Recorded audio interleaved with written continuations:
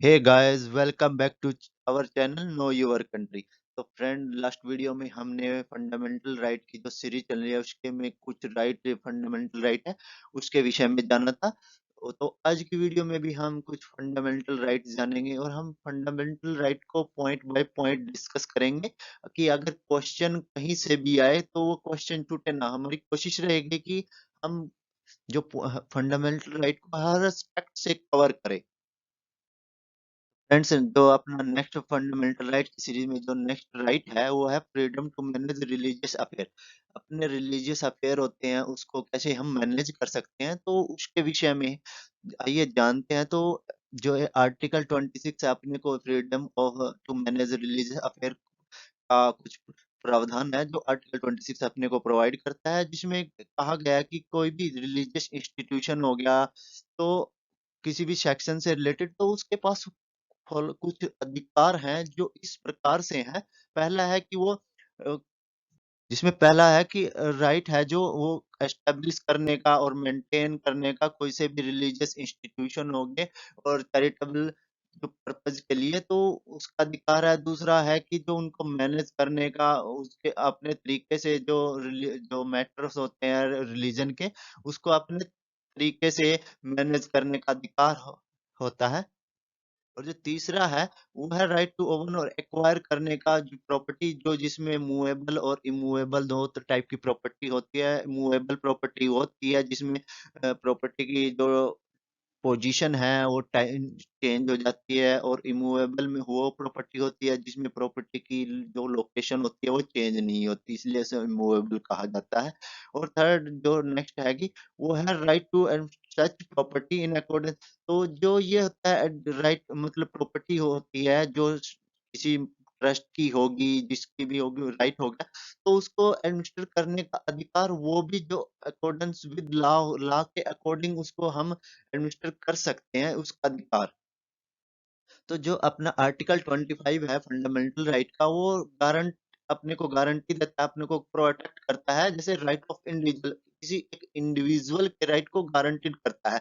और जो दूसरे हैंड का जो आर्टिकल 26 है वो गारंटी करता है, जैसे रिलीजियस डोमिनेशन हो गया और देयर सेक्शन हो गया, मतलब एक तरह से ग्रुप होते हैं कि लार्जर स्केल पे, तो उनके राइट को प्रोटेक्ट करता है। जैसे इन अदर वर्ड्स हो गया, आर्टिकल 26 है वो प्रोटेक्ट करता है कलेक्टिव फ्रीडम ऑफ रिलीजन की, एक तरह से जैसे इकट्ठे कई पर्सन हो गए कई, तो उनको प्रोटेक्ट करता है। जबकि आर्टिकल 26 है वो सिंपल इंडिविजुअल इंडिविजुअल बेसिस पे वर्क करता है।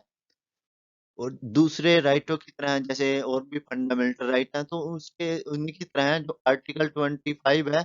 और जो जो आर्टिकल 25 के तहत क्या होता है कि अधिकारों की तरह है, आर्टिकल जो 26 है के तहत अधिकार भी जैसे जो सार्वजनिक हो गया, स्थान हो गया, नैतिकता के और स्वास्थ्य के आधार पर के अधीन है, लेकिन जो मौलिक अधिकार हैं अपने के संबंधित अन्य प्रावधानों के अधीन नहीं है। और सुप्रीम कोर्ट ने कहा है कि जो रिलीजियस डोमिनेशन होते हैं उनको तीन तरह की कंडीशन होती है जो उनको आवश्यक ही सेटिस्फाई करनी होती है, जो नेसेसरी है। तो वे कौन कौन सी है, आइए उसके विषय में जानते हैं। पहला है कि यह उन व्यक्तियों का संग्रह होना चाहिए जिनके पास जो विश्वास या सिद्धांतों की प्रणाली हो जिसे वह अपने आध्यात्मिक कल्याण के लिए अनुकूल मानते हो। और सेकंड है उनके जैसे एक शुड हैव कॉमन ऑर्गेनाइजेशन होनी चाहिए। और थर्ड है उसका एक कोई अलग से विशिष्ट नेम होना चाहिए, कोई स्पेशल नेम होना चाहिए। और जो ऊपर जो हमने क्राइटेरिया डिस्कस किए गए, इन तीन क्राइटेरिया, इनके अकॉर्डिंग सुप्रीम कोर्ट ने कहा है कि जो रामकृष्णा मिशन जो आजादी के टाइम के समय में चला था उस समय, और दूसरा आनंद मार्ग, ये जो है रिलीजियस डोमिनेशन थे विद हिंदू रिलीजन। और जो इसमें थर्ड था ऑरबिंदो, जो सोसाइटी थी वो एक रिलीजियस डोमिनेशन नहीं था। और जो फंडामेंटल राइट की सीरीज में अपना नेक्स्ट फंडामेंटल राइट है तो वो है freedom for taxation for promotion of the religion, कि फिर जो टैक्स टैक्स से आजादी किसी भी धर्म के प्रमोशन के लिए। तो आइए इसके विषय में जानते हैं कि इसके अंदर कौन कौन से प्रोविजन है, क्या क्या प्रावधान है, तो इसके विषय में जानेंगे। तो पहले जो ये आर्टिकल 27 है, ये क्या कहता है कि कोई भी पर्सन हो, चाहे वो किसी भी धर्म से हो, किसी भी जाति से हो, तो उसको अपने किसी पर्टिकुलर धर्म या धर्म के प्रमोशन के लिए या रख-रखाव के लिए कोई भी टैक्स पे करने की आवश्यकता नहीं है। और दूसरे शब्दों में कहा जाए तो जो स्टेट होता है वो पब्लिक मनी होती है जो हम बाय टैक्स के द्वारा कलेक्टेड की जाती है, वो किसी भी पर्टिकुलर किसी भी स्पेशल या पर्टिकुलर रिलीजन के लिए, चाहे वो उसके प्रमोशन के लिए हो या मेंटेनेंस के लिए हो, ये यूज नहीं की जा सकती। और जो ये ऊपर प्रोविजन है जो हमें अभी डिस्कस किया कि स्टेट जो टैक्स मनी होती है अपनी, वो किसी भी धर्म के लिए, स्पेशल धर्म के लिए प्रमोशन या उसके मेंटेनेंस के लिए यूज नहीं कर सकता।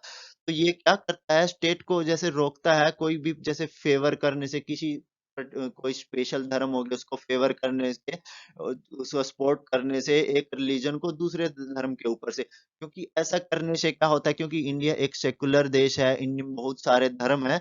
अगर एक धर्म को दूसरे धर्म के ऊपर प्रेफरेंस दी जाएगी तो इससे क्या होगा कि जो इंडिया की यूनिटी है, इंटीग्रिटी है, वो कहीं ना कहीं हर्ट होएगी।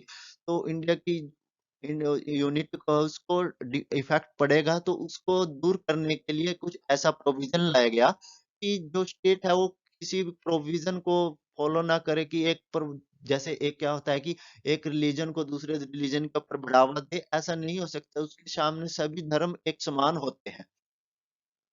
हम ये भी कह सकते हैं कि जो टैक्स होते हैं, जो अपनी टैक्स मनी होती है, वो सभी धर्मों के लिए तो यूज की जा सकती है, सभी धर्मों के प्रमोशन या मेंटेनेंस के लिए। हालांकि किसी एक पर्टिकुलर रिलीजन के लिए नहीं यूज की जा सकती कि अगर स्टेट चाहे कि हाँ, हिंदू धर्म के लिए तो हम यूज कर सकते हैं, पर जो नेक्स्ट सिख सिख धर्म हो गया, मुस्लिम धर्म हो गया, क्रिश्चियन हो गया, उनके लिए यूज नहीं कर सकते। तो ऐसा नहीं है, जो टैक्स मनी अगर यूज कर सकते हैं तो हर सभी धर्मों के लिए यूज कर सकते हैं। और जो ये प्रोविजन है ये मना करता है कि किसी भी टैक्स लगाने से, पर फीस लगाने से मना नहीं करता। हम फीस लगा सकते हैं। जो प्रोविजन है जैसे फ्रीडम फ्रॉम फ्रॉम टैक्सेशन है, ये प्रमोशन, ये टैक्स से राहत देता है, फीस से नहीं। और ये फीस इसलिए लगाई जाती है ताकि जैसे सेकुलर एडमिनिस्ट्रेशन के लिए कि अगर, और रिलीजियस इंस्टीट्यूशन के लिए कि अगर यहाँ पे कोई जैसे इसलिए लगाई जाती है कि वहाँ पे जो सैनिटेशन है उसकी सुविधा को, ड्रिंकिंग है, जो सोशल सुविधा है उसको बढ़ावा देने के लिए ये जो टैक्स फी लगाई जाती है, नो टैक्स बट फी लगाई जाती है, तो इसलिए लगाई जाती है। और ऐसा इसलिए किया जाता है क्योंकि इसका एक पर्पज होता है फीस का, जो कि ये कंट्रोल, सेकुलर कंट्रोल एडमिनिस्ट्रेशन के लिए और रिलीजियस इंस्टीट्यूशन के लिए, और नॉट टू प्रमोट एनी और मेंटेन रिलीजन, की किसी रिलीजन को प्रमोट करने के लिए नहीं, ना ही मेंटेन करने के लिए। एक इसका स्पेशल प्रोविजन होता है कि जैसे सेकुलर एडमिनिस्ट्रेशन को कंट्रोल करने के लिए। इसलिए क्या होता है कि एक फीस लगाई जाती है जो यात्री होते हैं, तो उनके ऊपर की जैसे उनको प्रोवाइड करने के लिए स्पेशल सर्विस होगी, जैसे सेफ्टी मेजर हो गए, स्पेशल सर्विस होगी, सैनिटेशन से रिलेटेड, ड्रिंकिंग वाटर हो गया, कुछ ऐसी सुविधाएं होती हैं जो कुछ प्रोवाइड करने के लिए एक स्पेशल फीस लगाई जाती है।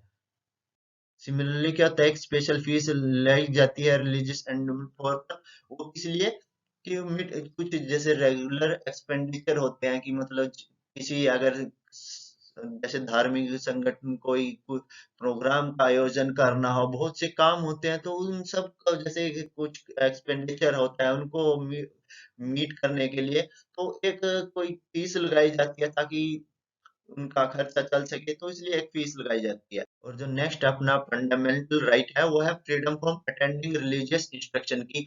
फ्रीडम, ये आजादी देता है किसी जैसे रिलीजियस इंस्ट्रक्शन को अटेंड करने से। इसका क्या होता है कि अगर हम मान लो कि अगर किसी स्कूल में हिंदू भी पढ़ रहा है, मुस्लिम भी पढ़ रहा है, अगर वहां पे कोई एक चीज इम्प्लीमेंट की जाए, या गीता की जाए या फिर कुरान की जाए या अन्य कोई चीज, तो दूसरे धर्म के जो व्यक्ति होते हैं, पर्सन होते हैं, वो चीज उसको पसंद नहीं करते, इसलिए ये राइट लाया गया है। इस राइट के विषय में जानते हैं। तो इसमें क्या होता है, जो आर्टिकल 28 के अंदर आता है, इसमें क्या होता है कि कोई भी रिलीजियस इंस्ट्रक्शन नहीं प्रोवाइड की जा सकती किसी भी एजुकेशनल इंस्टीट्यूट में जो कि पूरा होली मेंटेन हो स्टेट फंड के द्वारा।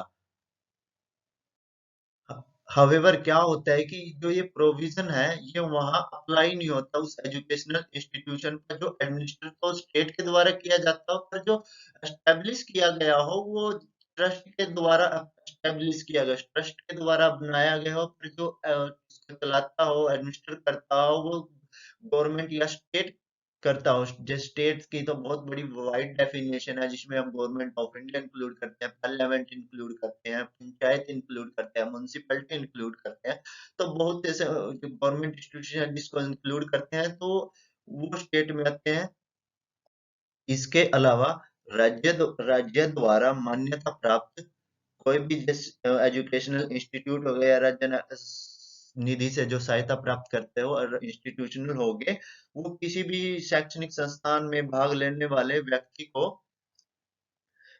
को उसकी सहमति के बिना उस संस्थान में किसी भी किसी भी धार्मिक निर्देश या पूजा में भाग लेने की आवश्यकता नहीं होगी। जो वो नाबालिग होते हैं जिनको माइनर कहा जाता है, उस केस में जो सहमति होती है वो गार्डियन से ली जाती है। उनकी गार्डियन की जो भी होते हैं, गार्डियन रख रखाव अभिभावक होते हैं, उनकी सहमति आवश्यकता होती है। तो आर्टिकल 28 है अपना, तो वो चार तरह के, जैसे एजुकेशनल इंस्टीट्यूट है उसको अलग अलग करता है। तो चार तरह के इंस्टीट्यूट कौन कौन से हैं ये जानते हैं कि वो कौन कौन से इंस्टीट्यूशन है। पहला है कि जो वो इंस्टीट्यूशन जो पूरे होली मेंटेन है स्टेट के द्वारा, जिनका पूरा कंट्रोल है स्टेट, जिन स्टेट का जिनके ऊपर पूरा कंट्रोल है, पहले टाइप में वो इंस्टीट्यूशन आते हैं। सेकंड इंस्टीट्यूशन वो है जो एडमिनिस्टर तो किया जाते हैं स्टेट के द्वारा, पर एस्टेब्लिश किया गए हो यानी कि बनाए गए हो किसी ट्रस्ट के द्वारा। थर्ड में है कि जो इंस्टीट्यूशन मान्यता प्राप्त हो स्टेट के द्वारा, और फोर्थ में है जो एड जो कि सहायता प्राप्त करते हो स्टेट से। तो ये चार तरह के इंस्टीट्यूशन है। जो पहली टाइप का इंस्टीट्यूशन है जो मतलब होली मेंटेन बाय स्टेट है, उसमें क्या होता है कि वो रिलीजियस इंस्ट्रक्शन हो गए वहां पे कंप्लीटली बैन होती है, क्योंकि जो स्टेट के द्वारा होती है वहां सभी एक तरह से लगाओ वो गवर्नमेंट गवर्नमेंट संस्थान हो गया, तो वहां पे सभी तरह के बच्चे सभी तरह के धर्म के बच्चे पढ़ते हैं। तो उनके बीच कहीं डिस्क्रिमिनेशन ना हो, एक धर्म के आधार पर भेदभाव ना बढ़े कि गवर्नमेंट एक धर्म को बढ़ावा दे रही है, ऐसा करने के लिए ऐसा कुछ बैन किया गया। और जो दूसरे टाइप का है जो इन बी टाइप में यहाँ हमने देखा, तो वो रिलीजियस, वहां पे रिलीजियस इंस्ट्रक्शन है वो प्रिमिटेड है, वहां पे रिलीजियस इंस्ट्रक्शन दी जा सकती है। वहां पे अगर कुछ, जैसे अगर कोई गीता पढ़ने को कहे तो वहां पे ऐसा कुछ किया जा सकता है। और जो थर्ड और फोर्थ टाइप के रिलीजियस इंस्टीट्यूशन है, वहां पे जो रिलीजियस इंस्ट्रक्शन है वो वॉलेंट्री बेसिस पे की जा सकती है। और जो नेक्स्ट अपना फंडामेंटल राइट है वो है कल्चर एंड एजुकेशनल राइट, यानी कि जो कल्चर और एजुकेशन से रिलेटेड है। इसमें डिफरेंट डिफरेंट पार्ट हैं, उसको वन बाय वन हम डिस्कस करेंगे। तो इसमें फर्स्ट पार्ट है कि protection of interest of minority, कि माइनॉरिटी के जो इंटरेस्ट होते हैं, जो माइनॉरिटी कम्युनिटी होती है, जिसमें हमारे संविधान में हमको मेंशन किया गया है कि जिसमें मुस्लिम हो गया, एक क्रिश्चियन हो गया, सिख हो गया, पारसीज हो गया, और उसके साथ साथ बुद्धिस्ट हो गए, ऐसे कुछ माइनॉरिटीज दी गई हैं। तो उनके इंटरेस्ट के लिए, जो उनके इंटरेस्ट होते हैं उनको प्रोटेक्ट करने के लिए जो फंडामेंटल राइट गिवन है, तो उसके विषय में जानते हैं। तो आर्टिकल जो है अपना 29 है, ये अपने को बताता है कि जो प्रोटेक्शन ऑफ इंटरेस्ट है, तो इसके डिटेल में जानते हैं कि ये क्या क्या प्रोवाइड करता है। तो जो आर्टिकल 29 है वो क्या बताता है कि कोई भी सेक्शन हो गया, कि जैसे सेक्शन ऑफ सिटीजन हो गया, कि सिटीजन का ग्रुप हो गया, कहीं देश के किसी भी कोने में रहता हो, उसकी एक अपनी एक अलग लैंग्वेज हो, स्क्रिप्ट हो, और साथ ही एक साथ एक कल्चर हो, तो उसके पास ये अधिकार है कि वो उनको कंजर्व कर सकता है, उसको सेव कर सकता है, उसके पास ये अधिकार है। और दूसरा क्या है कि कोई भी सिटीजन हो, उसको इस यहाँ पे एडमिशन दे, एजुकेशनल इंस्टीट्यूशन में एडमिशन देने से मना नहीं किया जा सकता, जो कि जो स्टेट के द्वारा मेंटेन किया गया हो, या स्टेट से कोई सहायता प्राप्त करता हो, इस ग्राउंड पे उसको मना नहीं किया जा सकता कि वो किसी रिलीजन से है, किस रेस से है, किस कास्ट से है, क्या लैंग्वेज है उसकी, वो काला है या गोरा है, किस रंग का है। तो इस आधार पे उसको एडमिशन देने से मना नहीं किया जा सकता। तो जिसमें फर्स्ट जो प्रोविजन है वो किसी एक ग्रुप को, जैसे राइट ऑफ ग्रुप को प्रोटेक्ट करता है। जो दूसरा प्रोविजन है हमने डिस्कस किया होगा, एक जैसे सिंगल सिटीजन है उसके राइट को भी प्रोटेक्ट करता है, वो इंडिविजुअल को भी प्रोटेक्ट करता है। जिस कम्युनिटी से वो बिलोंग करता हो, कोई भी सिंगल पर्सन हो, उसके राइट को भी प्रोटेक्ट करता है। और जो आर्टिकल 29 है, वो अपने आप को प्रोटेक्शन देता है। किस किस के अगेंस्ट, जैसे किस किस को देता है, दोनों को देता है, चाहे वो रिलीजियस माइनॉरिटी होगी या लिंग्विस्टिक माइनॉरिटी होगी। माइनॉरिटी को बेसिकली हम दो बेसिस पे डिवाइड करते हैं। जो पहला है कि रिलीजियस माइनॉरिटी हो गया, दूसरा हो गया लिंग्विस्टिक माइनॉरिटी, यानी कि धर्म के आधार पर या भाषा के आधार पर। हावेवर सुप्रीम कोर्ट ने क्या कहा है कि जो इसको इस आर्टिकल का स्कोप है, वो जरूरी नहीं है कि वो माइनॉरिटी माइनॉरिटी जिसको कहा जाता है उस तक ही रजिस्टर्ड हो। ये सल इसलिए कहा जाता है कि ये ऐसा, इसलिए हम एक अज्यूम कर लेते हैं कि जो माइनॉरिटी वर्ड इसमें गिवन है वो अकेला माइनॉरिटी के लिए है, पर हालांकि ऐसा नहीं है। जो इसमें वर्ड ऑफ सेक्स, जो इसमें ये आर्टिकल, इनमें माइनॉरिटी इंक्लूड है, उसमें मेजोरिटी भी इंक्लूड होती है। माइनॉरिटी प्लस मेजोरिटी दोनों आते हैं। तो इसलिए हम कह सकते हैं कि ये दोनों को प्रोवाइड करता है। जो माइनॉरिटी के हो गए उसके लैंग्वेज को प्रोटेक्ट करता है, उसके साथ मेजोरिटी की भी लैंग्वेज को प्रोटेक्ट करता है। सुप्रीम कोर्ट ने ये भी कहा कि जो राइट टू कंजर्व, जैसे लैंग्वेज को कंजर्व करने का अधिकार है, तो ये भी इंक्लूड करता है राइट टू एगिटेट, कि वो प्रदर्शन कर सकता है कि उसके जो प्रोटेक्शन के लिए, किसी लैंग्वेज को प्रोटेक्शन के लिए वो एगिटेट कर सकता है। तो उसके पास ये अधिकार है। इसलिए कहा जाता है कि जो पॉलिटिकल स्पीच होती है और प्रोमिसेस होते हैं, जो पॉलिटिकल पार्टी हमेशा करती है इलेक्शन के समय या किसी भी टाइम, कि हम किसी, जैसे किसी लैंग्वेज को, किसी लैंग्वेज को प्रोटेक्ट करेंगे या करेंगे, किसी सेक्शन के जो सिटीजन का होता है, कि वो हमेशा करप्ट जो प्रैक्टिस होती है वो नहीं माना जाता। रिप्रेजेंटेशन ऑफ पीपल एक्ट 1951 के अंदर। अब ये एक्ट क्या होता है जी, इस ये एक्ट मेनली हम डिटेल में हम इसको नेक्स्ट वीडियो में जानेंगे, अगली वीडियो में जानेंगे। तो क्या होता है इस एक्ट का, क्या होता है, जब हम मेनली ये होता है जब इलेक्शन होते हैं, तो अंडर इसी एक्ट के होते हैं। तो जब इलेक्शन का समय होता है, जब इलेक्शन डिक्लेयर होते हैं, तो हमने एक तो सुना होगा मोड ऑफ कंडक्ट लग जाता है, कि आचार संहिता लग जाती है। तो वो इस एक्ट के अंतर्गत लगती है। उसमें क्या होता है कि जैसे कोई न्यू आचार संहिता में क्या होता है कि कोई न्यू हम घोषणा नहीं कर सकते किसी भी काम के लिए, कि हम ये करेंगे। किसी पर्टिकुलर रिलीजन से रिलेटेड हम कोई कमेंट नहीं कर सकते। ना ही किसी जैसे माइनॉरिटी को लेकर कुछ कर सकते हैं, कमेंट कर सकते हैं। पर ये कर सकते हैं कि अगर हम कोई प्रोमिस करें कि हाँ, हम उसको जैसे किसी कंजर्व करेंगे किसी लैंग्वेज को, तो ऐसा कर सकते हैं। तो ये ऐसा कोई करप्ट प्रैक्टिस नहीं माना जाएगा इस एक्ट के अंतर्गत। और जो नेक्स्ट अपना राइट है, वो है right of minority to establish and administer educational institute.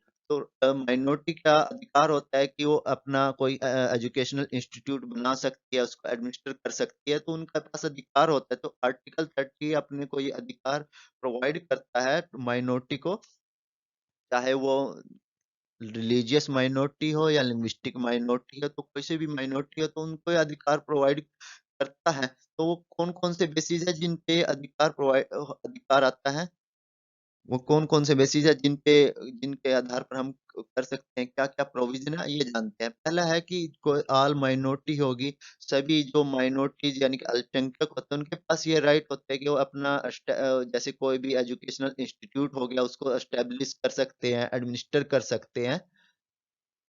दूसरा, अल्पसंख्यक शिक्षा संस्थान में कि किसी भी संपत्ति के अनिवार्य अधिग्रहण के राज्य द्वारा निर्धारित मुआवजे की राशि उन्हें गारंटीकृत अधिकार और को प्रतिबंधित या निरस्त नहीं करती। इस संबंध में जो अल्पसंख्यक के अधिकारों की रक्षा के लिए एक अमेंडमेंट हुआ था, जिसको 14th अमेंडमेंट 1978 भी कहा जाता है, जो वो स्पेशल इसी लिए हुआ था। उसमें एक प्रोविजन जोड़ा गया था कि इस अधिनियम के अंतर्गत ने मौलिक अधिकारों के रूप में संपत्ति के अधिकार को हटा दिया था। पर ये जो माइनॉरिटी कम्युनिटी है, उनके जो अधिकारों की, जो उनके राइट्स होते हैं, उनको प्रोटेक्ट करता है। और जिसमें जैसे इन ग्रांटिंग एड देने के मामले में स्टेट का डिस्क्रिमिनेट नहीं, भेदभाव नहीं कर सकता किसी भी एजुकेशनल इंस्टीट्यूट के, जो माइनॉरिटी के द्वारा मैनेज किया जाता हो, इस आधार पर कि वो या तो किसी रिलीजियस, पर्टिकुलर रिलीजियस द्वारा मेंटेन किया गया हो, या किसी जो पर्टिकुलर जो लैंग्विस्टिक बेसिस पे हो मेंटेन किया गया हो, कि जो दूसरे इंस्टीट्यूशन को अधिक फंड दे या इनको कोई कम फंड दे, ऐसा नहीं हो सकता। डिस्क्रिमिनेट नहीं कर सकता स्टेट इसके आधार पर। और जो प्रोटेक्शन अंडर आर्टिकल 30 अपने को प्रोवाइड की जाती है वो ओनली माइनॉरिटी के लिए ही है, चाहे वो रिलीजियस बेस पे या लिंग्विस्टिक बेस पे हो। वो एक्सटेंड नहीं है किसी भी जैसे किसी भी सेक्शन ऑफ सिटीजन हो गया, कोई सिटीजन का ग्रुप हो गया, उसके पास नहीं है, वो ओनली माइनॉरिटी तक ही सीमित है। जैसा कि हमारे पास आर्टिकल 29 में था कि वो दोनों चाहे कोई वो सेक्शन भी हो सिटीजन का या माइनॉरिटी हो, दोनों के पास था। पर इस केस में ऐसा नहीं है। आर्टिकल 30 ओनली लिमिटेड टू जो रिलीजियस और लिंग्विस्टिक माइनॉरिटी होती है उन्हीं तक ही सीमित है। और इसके हालांकि क्या है कि जो माइनॉरिटी टर्म है अपने कॉन्स्टिट्यूशन में कहीं भी मेंशन नहीं है माइनॉरिटी के विषय में। और आर्टिकल जो 30 है वो अपने जो माइनॉरिटी कम्युनिटी होती है उनको राइट देता है कि वो अपने जो चिल्ड्रन होते हैं उनको भी अपने बच्चों को उस लैंग्वेज में, उनकी अपनी लैंग्वेज में एजुकेशन देने का अधिकार देता है उनको। जो माइनॉरिटी इसके साथ जो माइनॉरिटी एजुकेशनल इंस्टीट्यूट होते हैं वो 3 टाइप के होते हैं। अब वे जानते हैं कि वो कौन कौन से इंस्टीट्यूशन है। पहला है कि जो इंस्टीट्यूशन होते हैं जिनको रिकॉग्निशन यानी कि मान्यता प्राप्त होती है स्टेट से, और उसके साथ साथ वो एड जैसे सहायता भी प्राप्त करते हैं स्टेट से। तो ये फर्स्ट टाइप होता है। दूसरे टाइप का होता है वो इंस्टीट्यूशन जो जिनको सिर्फ मान्यता स्टेट से मिलती है, कोई फंड नहीं मिलता।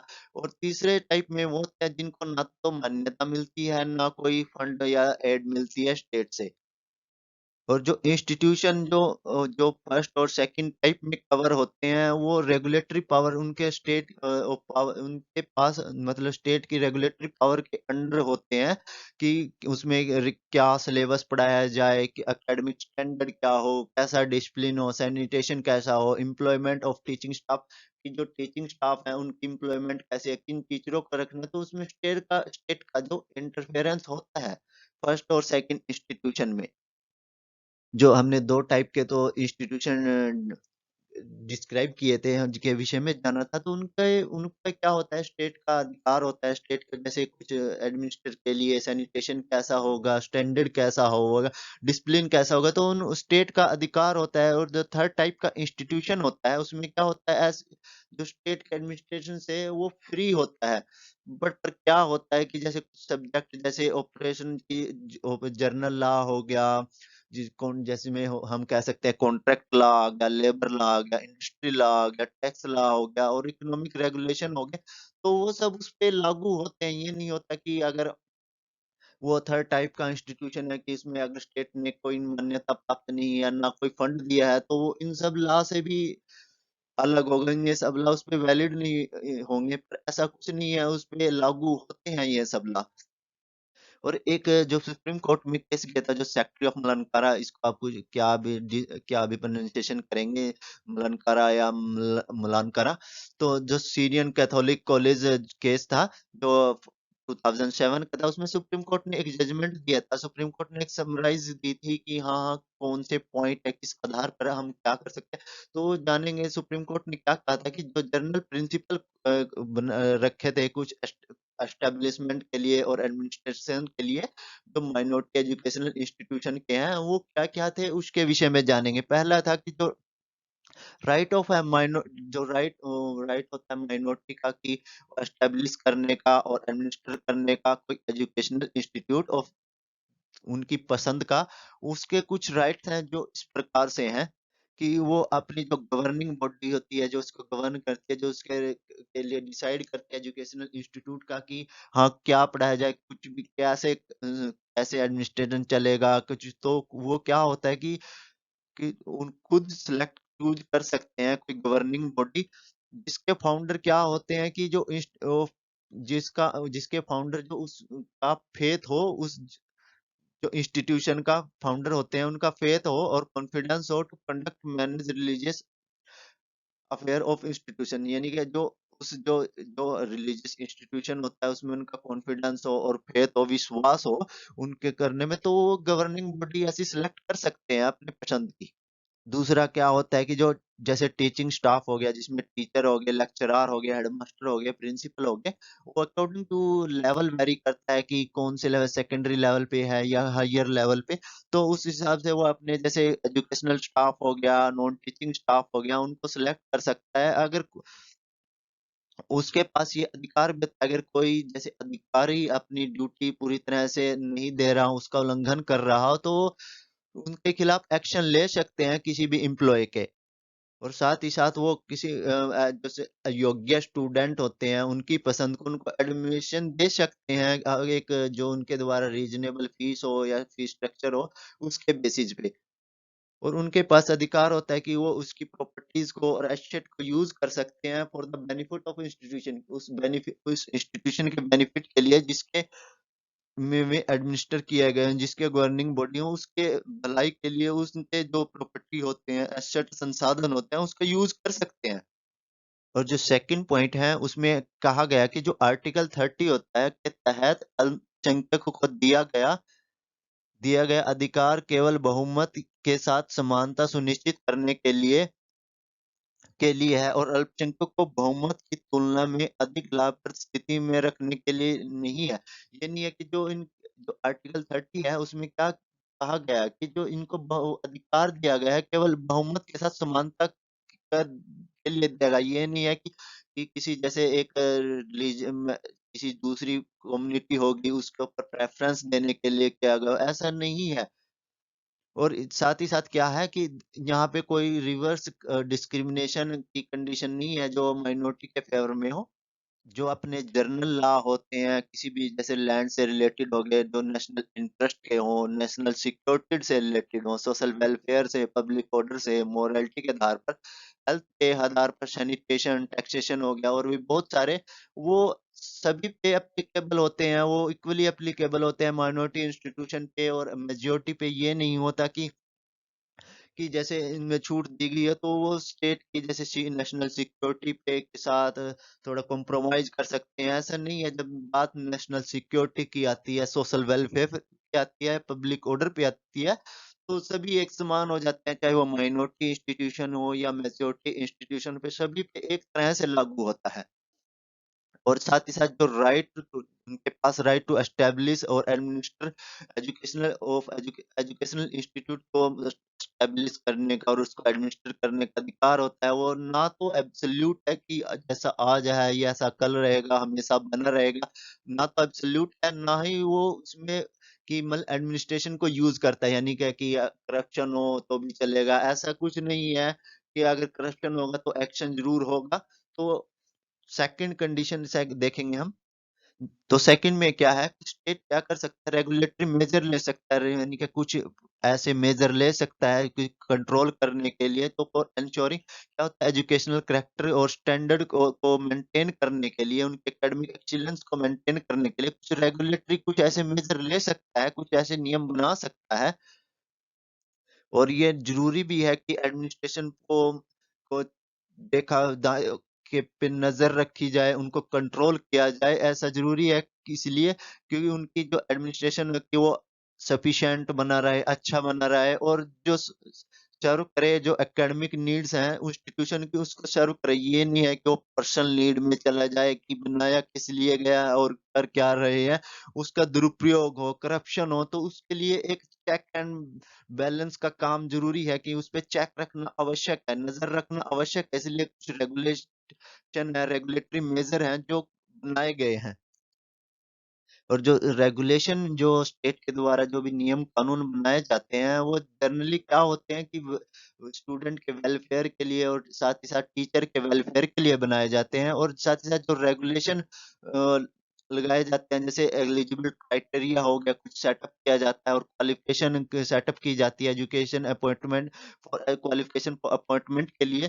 तो वो भी जैसे स्टूडेंट के वेलफेयर और के लिए किया जाता है, क्योंकि अगर जितनी हायर, जैसे ये नहीं हो कि कोई लोअर का हो, जिसको इतना अच्छा ज्ञान ना हो उसके, और वो वो कुछ ऐसे इंस्टीट्यूशन में चला जाए जिससे अच्छे की बजाय बुरा हो जाए, तो एक क्वालिफिकेशन रखी जाती है, क्राइटेरिया रखा जाता है। जैसे हम देखते हैं कि हर एक एग्जाम में या किसी भी लेवल पे एक क्राइटेरिया रखा जाता है। जैसे यूपीएससी के लिए मिनिमम क्राइटेरिया, जैसे ग्रेजुएशन है या किसी अन्य एग्जाम के लिए किसी में +2 रख दिया जाता है, हायर सेकेंडरी रख दिया जाता है, या उससे लोअर किसी में 8 पास रखा जाता है। तो कुछ ऐसे कंडीशन होते हैं, कुछ स्पेशल एग्जाम के लिए टेक्निकल एलिजिबिलिटी के लिए टेक्निकल से रिलेटेड टर्म रखी जाती है, तो कुछ ऐसे क्राइटेरिया इनमें रखे जाते हैं।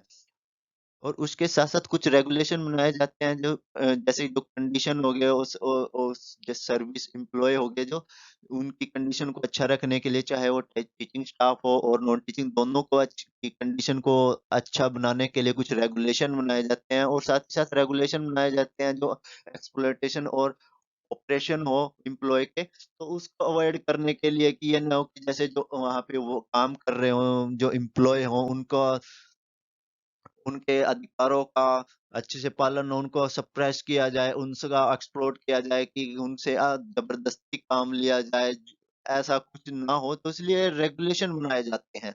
और साथ ही साथ जो रेगुलेशन बनाए जाते हैं, सिलेबस और करिकुलम ऑफ स्टडी क्या किस तरह से स्टडी किया जाए, तो सब इसके जो अंडर कैटेगरी है, इसके अंडर फॉल होते हैं।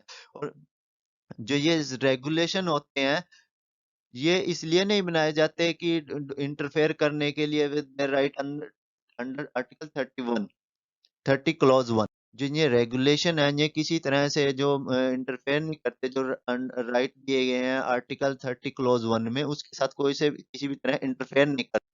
सेकंड है कि जो सब्जेक्ट जो होते हैं, एलिजिबिलिटी कंडीशन हो गया, क्वालिफिकेशन हो गया, जो स्टेट कमिट करता है कि होनी चाहिए, तो अनएडेड अथॉरिटी हो गया, एजुकेशनल इंस्टीट्यूट होगा, उनके पास ये फ्रीडम होती है कि वो टीचर को अपॉइंट कर सकते हैं, चाहे लेक्चरर हो उसको अपॉइंट कर सकते हैं। कोई भी जैसे एक प्रोसीजर हो गया, कोई अपना एक प्रोसीजर हो गया, रेशनल प्रोसीजर हो गया उनके सिलेक्शन का, उसके द्वारा हम उनको सिलेक्ट कर सकते हैं। और जो एक्सटेंशन ऑफ एड होती है, जो स्टेट के द्वारा एड दी जाती है, उसका ये मतलब नहीं होता कि उसके जैसे किसी नेचर हो गया और या करेक्टर हो गया, माइनॉरिटी एजुकेशनल इंस्टीट्यूट का, उसका चेंज कर दे। ये नहीं होता कि स्टेट हाँ उनको फंड दे और कहे कि हाँ भी अपना करेक्टर चेंज कर लो, यार कोई मदरसा है उसको कोई हिंदू बॉडी बना दे, या हिंदू बॉडी को सिख बॉडी बना दे, सिख बॉडी को मुस्लिम बॉडी बना दे, ऐसा कुछ नहीं होता।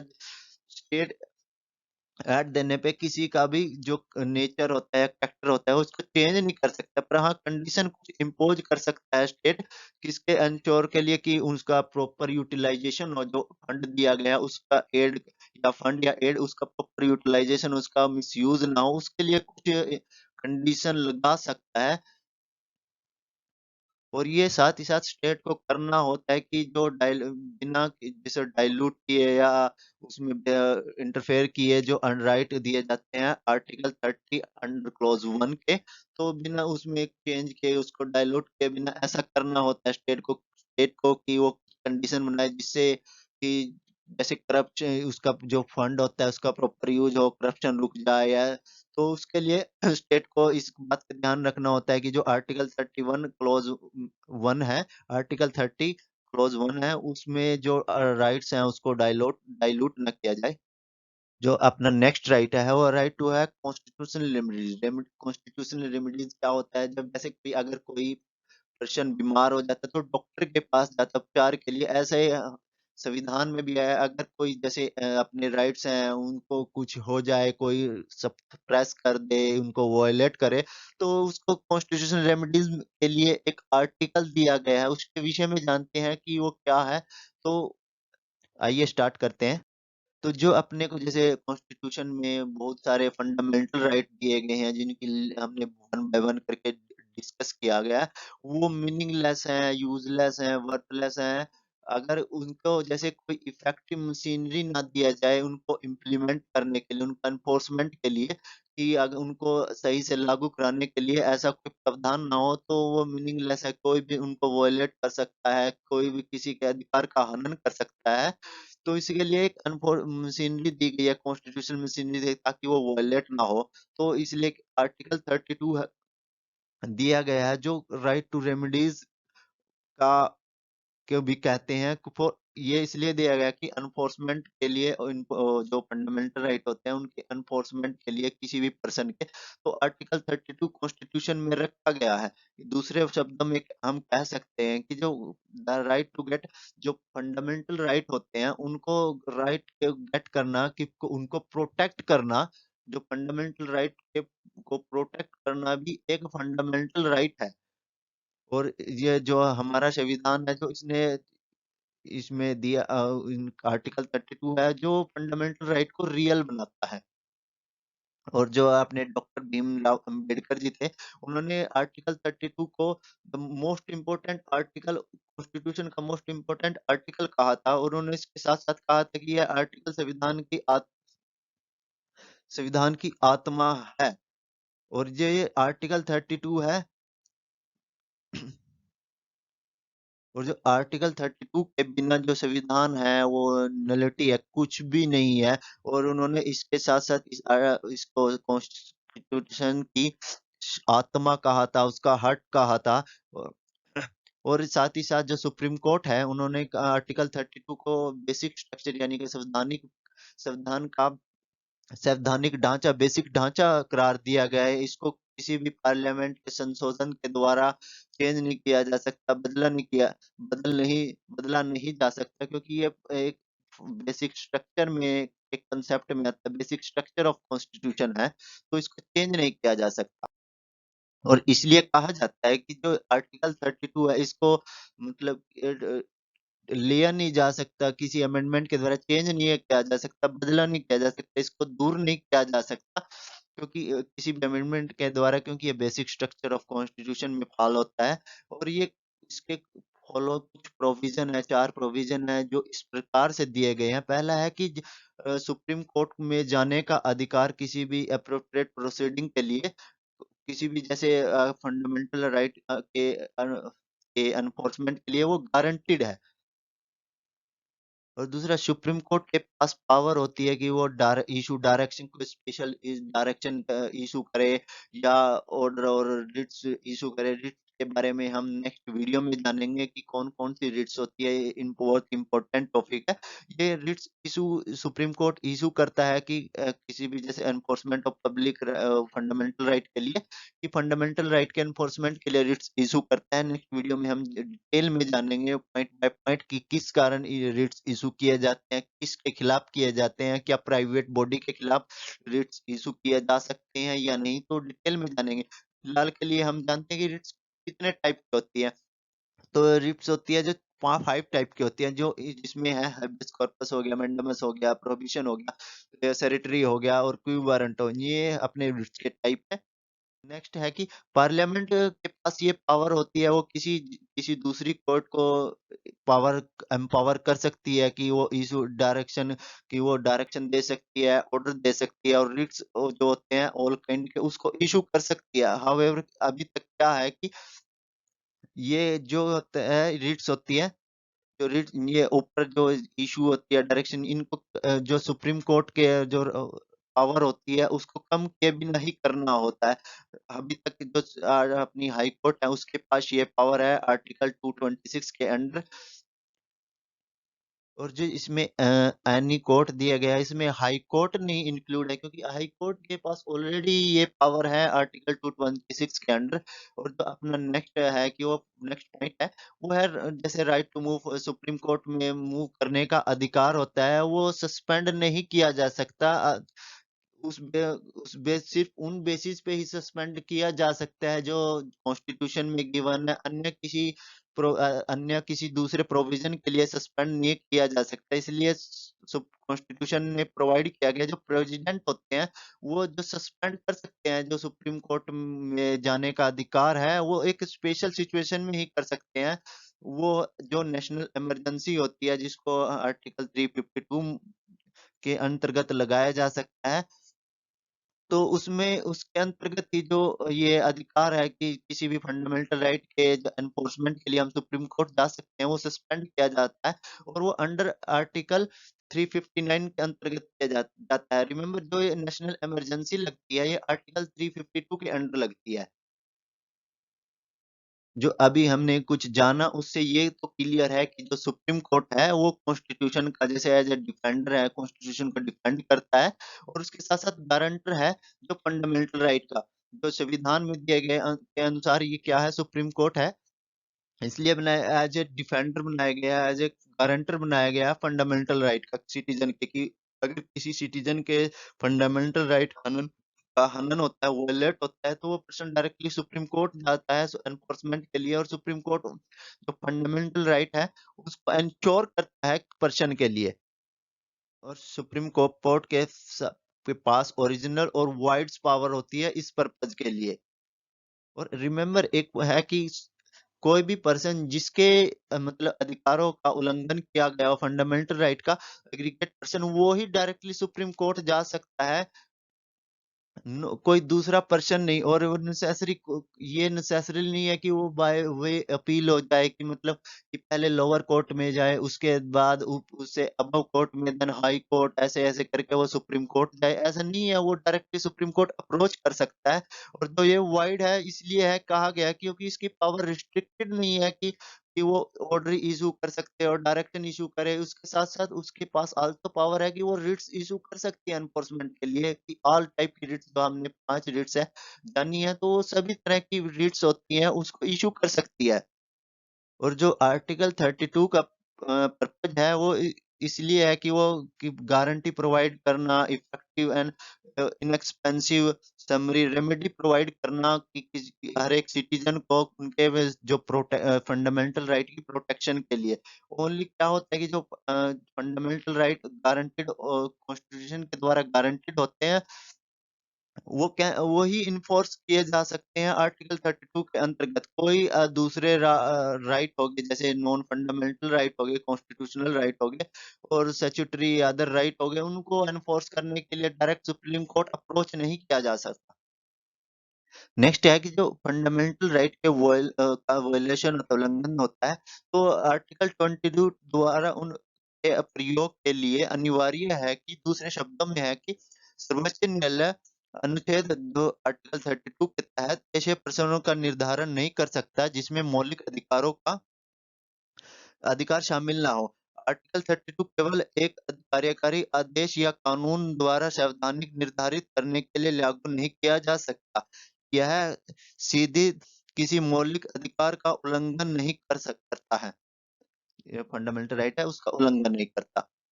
दूसरा क्या है कि जो एनफोर्समेंट फंडामेंटल राइट के एनफोर्समेंट का अधिकार है, और जुरिडिक्शन का, तो वो सुप्रीम कोर्ट का ओरिजिनल है बट नॉट एक्सक्लूसिव नहीं है। एक्सक्लूसिव इसलिए नहीं है क्योंकि ये कंकरेंट है जो जुरिडिक्शन ऑफ हाई कोर्ट के अंडर आर्टिकल 226। ये राइट जो है ये जो हाई कोर्ट के पास भी है, हाई कोर्ट भी रिट्स इशू कर सकती है, तो ये सुप्रीम कोर्ट अकेला नहीं है जिसके पास ये ऐसा हो कि ये सिर्फ स्पेशल प्रावधान हो, तो ये ऐसा प्रावधान हाई कोर्ट के पास भी है।